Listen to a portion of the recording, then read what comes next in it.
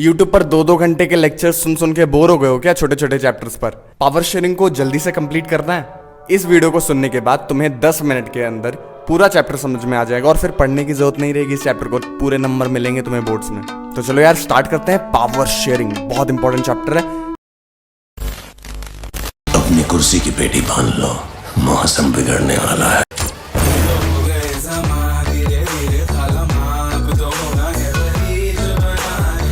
Start करते हैं। पहले ये होता क्या है पावर शेयरिंग? जैसा कि नाम बता रहा है हम लोग को कि पावर को शेयर करने को हम लोग पावर शेयरिंग कहते हैं। अब देखो यार, बड़ी बड़ी कंट्रीज होती है ना, एकदम इंडिया जैसी बड़ी बड़ी कंट्रीज, वहां पर क्या होता है कि डिफरेंट टाइप के पीपल रहते हैं, डिफरेंट टाइप के लोग रहते हैं, रिलीजन फॉलो करते हैं, डिफरेंट टाइप की भाषाएं बोलते हैं। तो अगर पावर किसी एक इंसान के पास रहेगी तो ये हो सकता है कि वो इंसान डिक्टेटर बन जाए। जैसे हिटलर बन गया था ना, वैसे ही अगर किसी एक इंसान के पास पूरी पावर आ जाती है तो वो अपने मन मर्जी काम करने लग जाता है। इसी वजह से हम लोग पावर शेयरिंग करते हैं, मतलब पावर को एकदम छितरा छितरा कर देते हैं, इधर उधर बांट देते हैं, जिससे कोई एक इंसान के पास पावर ना स्टोर हो जाए बल्कि लोगों में बढ़ जाए। अब 100 लोग एक साथ तो करप्ट हो नहीं पाएंगे। अब बात आती है कि पावर शेयर कैसे करेंगे। तो यार तुम्हारे बुक में 4 फॉर्म्स ऑफ पावर शेयरिंग दिया गया है। बोले तो मतलब कि किसी भी कंट्री में अगर पावर शेयर करनी होगी तो ये 4 स्टेप से की जाएगी। चलो एक एक देख लेते हैं। So modern forms of power sharing में पहला अपना पॉइंट आता है among different organs of government, जिसमें हम लोग हॉरिजॉन्टल डिस्ट्रीब्यूशन ऑफ पावर करते हैं।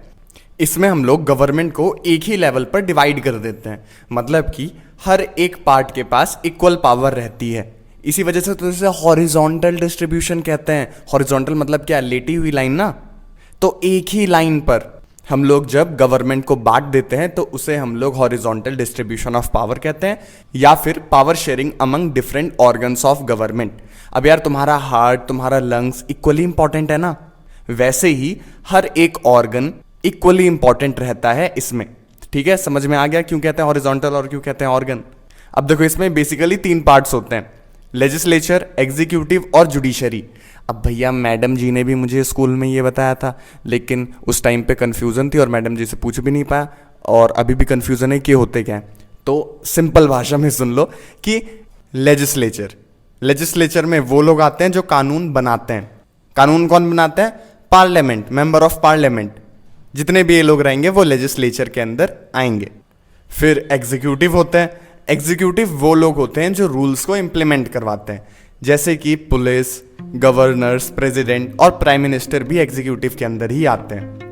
इसके बाद थर्ड आती है अपनी जुडिशरी। जुडिशरी मतलब न्यायपालिका, कोर्ट्स, लॉज, जजेस, ये सब अपनी जुडिशरी के अंदर आ जाते हैं। ये देखते हैं कि कोई मनमानी तो नहीं कर रहा है, एग्जीक्यूटिव, लेजिस्लेचर ये सब कोई मनमानी तो नहीं कर रहे हैं। चेक एंड बैलेंस का काम जुडिशरी करती है। तो ये basically 3 organs of our government हो गए। हॉरिजॉन्टल जब हम लोग डिस्ट्रीब्यूट करते हैं, सिंगल लेवल पर जब हम लोग डिस्ट्रीब्यूशन करते हैं पावर का, तो ये 3 हमारे सामने आते हैं। तो पहला तो वे ये हो गया फॉर्म्स ऑफ पावर शेयरिंग में हॉरिजॉन्टल डिस्ट्रीब्यूशन ऑफ पावर। अब दूसरे पर आते हैं। तो इसमें हम लोग क्या करते हैं कि एक गवर्नमेंट के अंदर अलग अलग लेवल बना देते हैं, जिसमें एंड पावर्स को वर्टिकली शेयर कर देते हैं। वर्टिकली शेयर करने का मतलब देखो, वर्टिकली शेयर मतलब कि पावर्स का जो लेवल रहता है वो सब में एक जैसा नहीं रहता है। जैसे कि यूनियन गवर्नमेंट के पास सबसे ज्यादा पावर रहती है, फिर स्टेट गवर्नमेंट के पास, फिर पंचायती राज के पास। और जो कि एक तरीके से सही भी है, क्योंकि यूनियन पूरे देश को डील करती है, स्टेट वाले सिर्फ स्टेट को डील करते हैं। मेरी जीभ भी लड़खड़ा रही है, क्या बोलूँ मैं। फिर पंचायती राज वाले सिर्फ अपने ग्राम को देखते हैं, अपने गाँव को देखते हैं। ग्रेट, समझ में आ गया। डिफरेंट लेवल्स में इसमें पावर शेयर होती है और डिफरेंट लेवल की पावर शेयर होती है। पंचायती राज वालों को सबसे कम पावर मिलती है, फिर यूनियन गवर्नमेंट के पास सबसे ज़्यादा पावर होती है। ये समझ में आ गया। सो हम लोग ऐसे भी पावर को शेयर कर सकते हैं। इस फॉर्म ऑफ पावर शेयरिंग से हम लोगों को यूनियन गवर्नमेंट देखने को मिलती है, स्टेट गवर्नमेंट देखने को मिलती है, फिर यहाँ पर लोकल गवर्नमेंट या फिर पंचायती राज हम लोगों को देखने को मिलता है। इंडिया 3 टियर्स ऑफ गवर्नमेंट को फॉलो करती है, एंड हम लोगों ने सबके कामों को भी डिवाइड कर दिया है कि कौन कौन क्या काम करेगा। एक दूसरे में कबड्डी खेलना तो है नहीं इसी वजह से यूनियन गवर्नमेंट जो काम करेंगे वो यूनियन लिस्ट में होता है, स्टेट गवर्नमेंट जो काम करेंगे वो स्टेट लिस्ट में होता है, और जो दोनों लोगों को मिलकर करनी है वो कंकरेंट लिस्ट में होता है। अब इसके बारे में डिटेल में यहाँ पर पढ़ने की जरूरत नहीं है, फेडरलिज्म चैप्टर में एकदम अच्छे से पढ़ेंगे, वो पूरा चैप्टर ही इसी टॉपिक के ऊपर है, इसी second point of power sharing के ऊपर है, तो उसको अभी लीव कर देते हैं। ये बस दिमाग में रखो कि second form of power sharing में हम लोग डिफरेंट लेवल ऑफ गवर्नमेंट में पावर शेयर करते हैं, एंड जो कि होते हैं यूनियन गवर्नमेंट, स्टेट गवर्नमेंट और लोकल गवर्नमेंट। ठीक है, इतनी बातें समझ में आ गई। इसके बाद आते हैं अपने third form of power sharing पर। ठीक है, ये बहुत इंपॉर्टेंट है, power sharing among social group, pressure group या फिर मूवमेंट्स। अब इसका मतलब क्या है भैया, थोड़ी ये समझा दो, ये समझ ही नहीं आ रहा। तो देखो, पावर शेयरिंग हम लोग सिर्फ ऐसा नहीं है कि गवर्नमेंट में ही करते हैं, हम लोग पावर्स को सोशल ग्रुप्स को भी देते हैं, प्रेशर ग्रुप्स को भी देते हैं। सोशल ग्रुप, प्रेशर ग्रुप क्या होता है?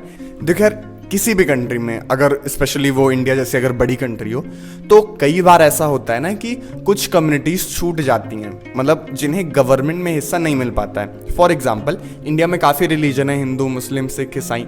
अब ये सभी रिलीजन और भी कई सारे हैं, तो ये सभी रिलीजन तो इक्वली हमारे गवर्नमेंट में नहीं है। ऐसा तो है नहीं कि हाँ 50% हिंदूज हैं, 50% मुस्लिम है, 50% सिख है, 50% ईसाई, मतलब सबका इक्वल शेयर तो है नहीं। एंड ये सब तो मेजर रिलीजन हो गए। कई ऐसे छोटे मोटे रिलीजन्स भी हैं जो गवर्नमेंट का पार्ट ही नहीं है, कोई भी सिलेक्टेड रिप्रेजेंटेटिव नहीं है उनका पार्लियामेंट में। तो अब उनका क्या होगा? उनके साथ अगर कोई अन्याय होगा तो क्या होगा? इसी वजह से उनको भी पावर मिले, इसी वजह से पावर शेयरिंग में हम लोग ये third form of power sharing करते हैं, जिसमें हम लोग सोशल ग्रुप्स और प्रेशर ग्रुप्स को भी पावर देते हैं। ये सब ऐसे ग्रुप्स होते हैं जो बेसिकली इन सब कम्युनिटीज की आवाज उठाते हैं एंड उन्हें न्याय दिलाते हैं। हर एक कम्युनिटी को, हर एक रिलीजन को ये हक होता है कि वो लोग मिलकर अपनी आवाज को उठाएं और उनकी आवाज को सुना जाएगा, इतनी उनके पास पावर रहती है। तो हम लोग इस तरीके से भी पावर शेयरिंग करते हैं कि different social groups, different communities को भी हम लोग ये पावर देते हैं कि वो अपनी बातों को रख पाएं और उनकी बात सुनी जाएगी। तो ये तो हो गया third form of power sharing. अब fourth form of power sharing क्या है? Power sharing among different political parties. अब देखो यार, हम लोग ना पॉलिटिकल पार्टीज की मदद से भी पावर शेयर करते हैं। कैसे? अलग अलग टाइप की बोझा भर पॉलिटिकल पार्टीज हैं हम लोगों के पास, एंड हर एक पार्टी के अपने एजेंडाज हैं, अपने मोटोज हैं, अपनी मांगे हैं, एंड सभी पॉलिटिकल पार्टीज की इक्वल चांसेस ऑफ विनिंग है। इसका मतलब क्या हो गया कि हर एक कम्युनिटी की अपनी पॉलिटिकल पार्टी है और हर एक कम्युनिटी चुनाव लड़ती है गवर्नमेंट बनाने के लिए, जीतने के लिए। तो इससे क्या हो रहा है? पावर शेयर ही तो हो रही है। डिफरेंट टाइप की कम्युनिटीज, डिफरेंट टाइप के लोग पॉलिटिकल पार्टी बनाकर चुनाव लड़ने आ रहे हैं, चुनाव जीत रहे हैं। तो ये एक पावर शेयरिंग ही तो है कि कोई भी आकर कैसे भी जीत सकता है, कोई भी गवर्नमेंट का हिस्सा बन सकता है, कोई भी किसी भी मुद्दे को उठाकर उस पर चुनाव लड़ सकता है। तो ये भी एक पार्ट ऑफ पावर शेयरिंग होता है। अब देखो चाइना में क्या है, सिर्फ एक ही पॉलिटिकल पार्टी है, तो डेमोक्रेसी होने के बाद भी वहां पर पावर शेयरिंग नहीं हो पाती, सत्ता सिर्फ एक ही पार्टी के हाथ में रहती है। पर इंडिया में बोझा भर पार्टीज हैं, कोई भी चुनाव लड़ता है, कोई भी जीतता है, कोई भी हारता है। तो इससे क्या होता है? पावर शेयर होती रहती है डिफरेंट कम्युनिटी, डिफरेंट पार्टीज के बीच में। इतनी बातें समझ में आ गई? अगर इतनी बातें समझ में आ गई है तो कॉन्ग्रेचुलेशंस, तुम्हारे इस चैप्टर का जो जान वाला क्वेश्चन है ना वो तुमसे बन गया कि explain different forms of power sharing. अब इसको अंग्रेजी का चमत्कार दिखाकर कैसा भी ये लोग लिख लेते हैं। कई बार क्या होता है कि हर एक पॉइंट पे पूछ लेते हैं, बताओ हॉरिजॉन्टल डिस्ट्रीब्यूशन ऑफ पावर क्या है, वर्टिकल डिस्ट्रीब्यूशन ऑफ पावर क्या है, ये सब तुमसे पूछ लिया जाएगा जो मैंने एक्सप्लेन कर दिया। ठीक है, अब तुम्हारे इस चैप्टर में एक छोटा सा प्यारा सा कन्फ्लिक्ट वाली स्टोरीज भी हैं, बेल्जियम और श्रीलंका की, उसको समझ लो। तुम लोग सोच रहे थे ना कि ये भैया ये बता क्यों नहीं रहे हैं बेल्जियम और श्रीलंका वाला, तो अब सुन लो यार। श्रीलंका में ना एक कांड हो गया था बहुत बड़ा वाला, जिसमें दो कम्युनिटीज ने आपस में ही मिलजुल कर जोटा जोटी कर ली थी। और क्यों करी थी? क्योंकि वहां पर अच्छे से पावर शेयरिंग नहीं हो पाई। तो चलो पूरी स्टोरी सुन लो जल्दीबाजी में। पहला, बेल्जियम का हम लोगों को केस दिया गया है। बेल्जियम में यार सीन क्या था कि पूरे बेल्जियम में 59% डच स्पीकिंग लोग थे और 40% फ्रेंच स्पीकिंग लोग थे। पूरे बेल्जियम की बात चल रही है। बेल्जियम का जो कैपिटल है ब्रसेल्स, उसमें 80% फ्रेंच बोलते थे और 20% डच बोलते थे, मतलब एकदम उल्टा हो रहा है। अब उनका थोड़ा बहुत कन्फ्लिक्ट आने लग गया कि हाँ किन के बेसिस पे रूल्स रेगुलेशंस बनाए जाएं, क्योंकि पूरे बेल्जियम में तो डच ज़्यादा हैं लेकिन राजधानी में फ्रेंच स्पीकर्स ज़्यादा हैं। तो उन्होंने क्या किया, एकदम सीधा साधा सॉल्यूशन निकाला कि चलो स्टेट गवर्नमेंट और यूनियन गवर्नमेंट में 50-50 पार्टनरशिप कर देते हैं। मतलब कि 50% डच स्पीकर्स रहेंगे, 50% फ्रेंच स्पीकर्स रहेंगे। इससे क्या हो गया, दोनों लोगों ने अपने अपने जगह पे कॉम्प्रोमाइज कर लिया कि चलो आधा आधा हिस्सा दोनों लोगों को दे देते हैं। एंड वो लोग खुशी खुशी रहने लग गए। मतलब एकदम डिज्नी वाली स्टोरी मूवी हो गई जिसमें कुछ बुरा नहीं हो रहा है। अब आते हैं अपने मेजर KGF के तरफ, मतलब श्रीलंका वाली स्टोरी की तरफ। इसी में ही कांड होना है। श्रीलंका में क्या होता है कि 2 स्पीकर्स थे, सिन्हाला स्पीकर्स थे और तमिल स्पीकर्स थे। सिन्हाला स्पीकर्स 74% थे और तमिल स्पीकर थे 18%। ये जो सिन्हाला स्पीकर्स थे ना, वो मोस्टली बुद्धिज्म को फॉलो करते थे और तमिल वाले मोस्टली मुस्लिम थे।